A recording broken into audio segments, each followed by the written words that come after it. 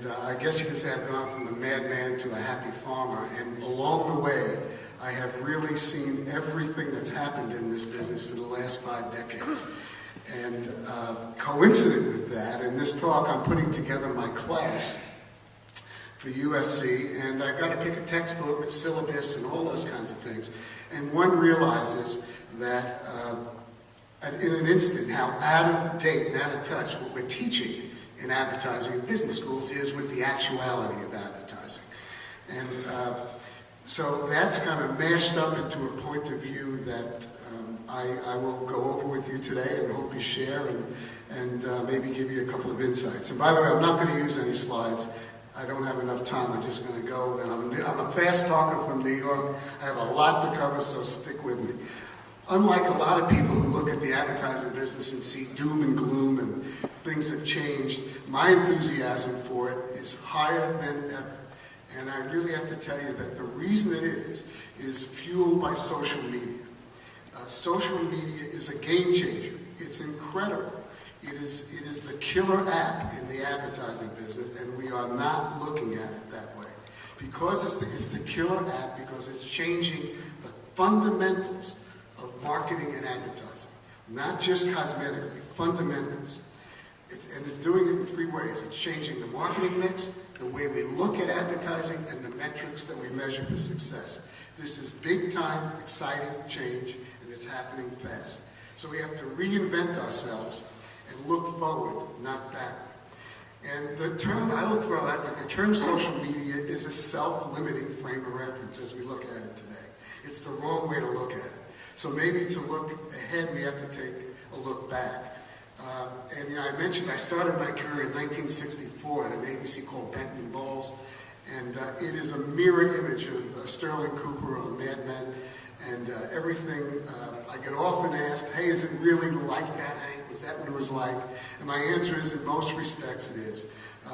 B&B is a copy of what Sterling Cooper was, the office, the clients, and of course the drinking, the sex, and the smoking. Except when I got there, we were smoking something a lot stronger than Lucky Strikes, and I think they'll get into that pretty soon. But it was a time when Madison Avenue was seen as a trend-setting arbiter of what American values were. It was guys in suits that showed us what we wanted to be and what we wanted to buy.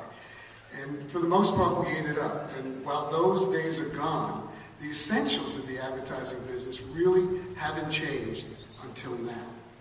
And social media is what has created this watershed moment through these 3 changes of success. There have been 4 pillars of marketing that have been embedded in us forever, in every textbook. You know what they are, right? Product, price, place, and promotion. So when social media came along, where did we put it? Under promotion. It's another way to reach consumers. Well, that was okay then, but it's not now. I'll tell you that what I think social media has morphed into is the 5th pillar of the marketing mix. And my friends from the Roger Smith Hotel nailed it. People.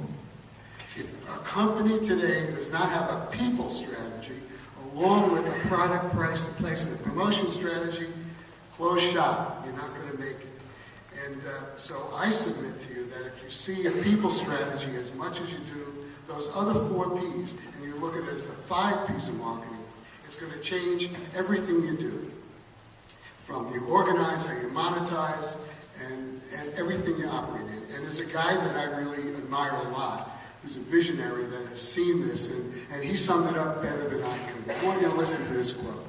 This is Tony Hsieh from Zappos. He said, embarking on a social media strategy to help with marketing is like embarking on a facial muscle strategy to help with smiling. I can't say it any better than that. So it's changed the 4 P's. It's 5 P's now. The second thing where the big change is in how advertising is supposed to work. We've had a 4-letter acronym that we use all the time. It's AIDA. Advertising is supposed to get attention, interest, desire, and action. Simple as that, right? Well, that was okay then. It's not okay now. We've added 2 other letters to that. And one is E, the E that Jeff talked about yesterday. And that E is engagement. And consumers want to talk among themselves before they want to talk to you as a brand. And as a creative person, if you don't get that, you're missing the boat. And the third letter that's going to add to that is S, sustainability, shareability. What you have to see the work that you create as something that's going to live well beyond the context of which you created it for. So then if you look at that if you look at those words, it becomes A+ ideas. And all of those things have got to be interdependent. And I have to tell you that even in my own company, back in New York, creators don't get that yet. We are not there yet. Television commercials, that's what we do.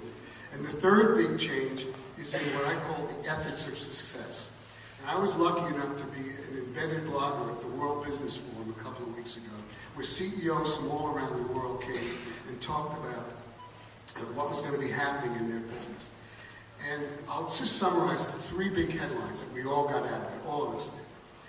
Companies that used to look at hard assets, all that infrastructure, they now say are the table stakes of business. It's cost of entry. What they talked about were things that I call soft assets. These are the things that are going to differentiate companies in the future.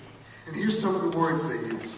Values and culture-based company, purpose-driven and passionate marketing plans, trust and truth, responsibility, collaboration, aspiration, giving us companies that are healthy and happy and act more like human beings. And I'll say to you, those words sound familiar to you. They should, because what are they? They are the words of social media. And these were coming out of the titans of industry, from T. Boone Pickens down to the people from Brazil that run the largest steel company down there. So, and what that also has done is created a new look at profit. It's now 3-tiered. Profit used to be just dollars. Now it's dollars, and it's an emotional profit. That is the emotional profit for the stakeholders in your company, and a greater good profit, the profit for the community around you. And that's how these guys are looking at business.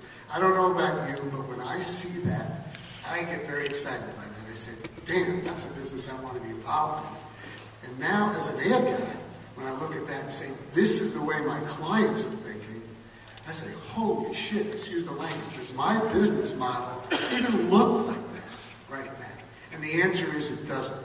So in the ad business, what we need, or anybody who's involved with advertising, is two things. First, a mindset makeover, and then it's a business model makeover. The mindset makeover is we know that we got to shift from shouting and selling to sharing the company.